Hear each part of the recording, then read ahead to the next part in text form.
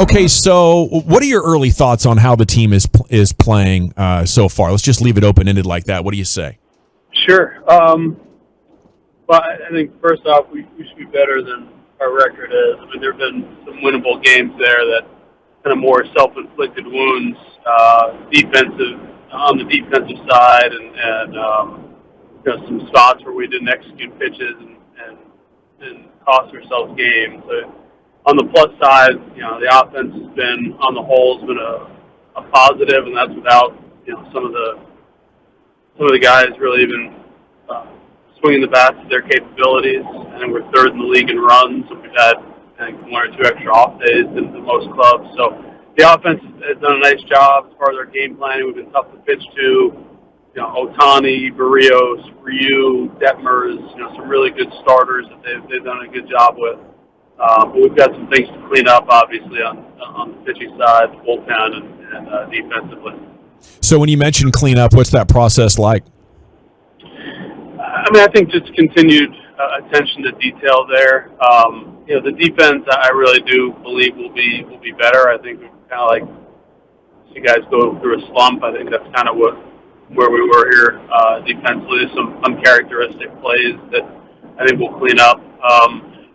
Bullpen-wise, I think a lot of it's kind of determining roles, and also with John Gray coming back here tomorrow, Spencer Howard coming back in a few days, Dennis Santana coming baback in a few days.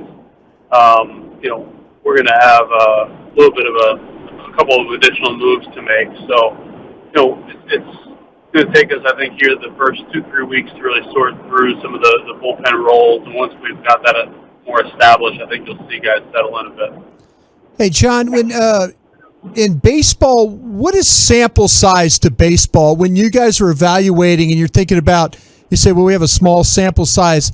I kind of have an idea what it is in football. What is it in baseball? And kind of give us an idea of, maybe some stuff that you guys are, we're wanting you to make moves like tomorrow. And right. And you say, well, that's not a small sample size. What's a sample size to a baseball front office? So I think our R&D guys will give you like specific numbers on when they think certain metrics will stabilize.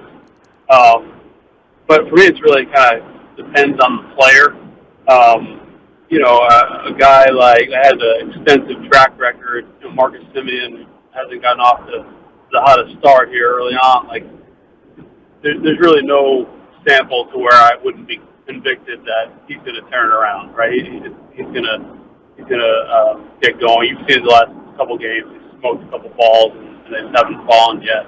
So for a guy with a track record, I'm not sure that there is a sample to where you'd flip how you think. But on some of the younger players or some of the guys that maybe are trying to establish a new pitch, I think you can make some fairly quick evaluations, whether it's working or not. And if they're working on something, it doesn't necessarily mean that it's not going to work permanently, but maybe they need to fine-tune their craft in AAA for a bit before we give them another run.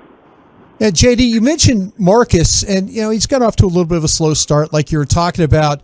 You're a guy that seems very hands-on. Do we walk down to the batting cage and kind of watch him hit a little bit and get an idea? Because he's new to you as a player. Do you just leave him alone and just trust that he is a veteran player? He's played this game at a very high level. What approach do you take with a new player like that?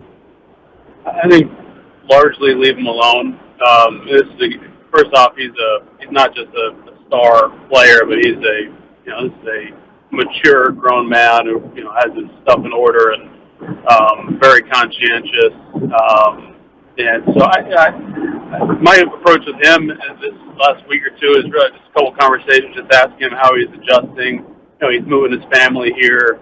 There's a lot of changes for him and professionally, personally, and I was more just really seeing if they needed anything as they settled in. But there are plenty of things that I worry about day in, day out. Marcus is not one of them.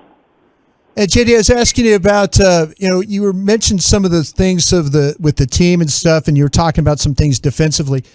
What have you seen so far with Andy there at third base, Andy Ibanez at third base? Is this something that you feel like it's progressing in the right way? Defense. I mean, he made a couple of brilliant plays for you the other night there, throwing guys out. How do you feel that's gone so far for you?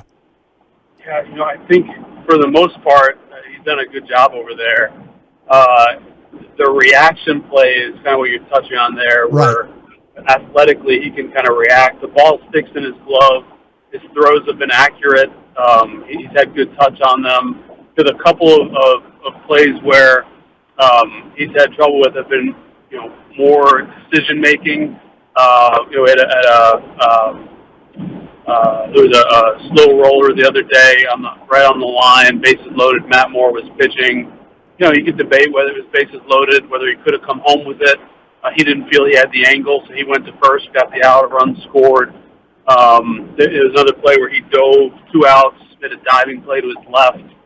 He came up, and his first look was to second base. The runner was too close, so he adjusted and threw to first, and it was late. And just little things like that as he learns the position, the timing of the position.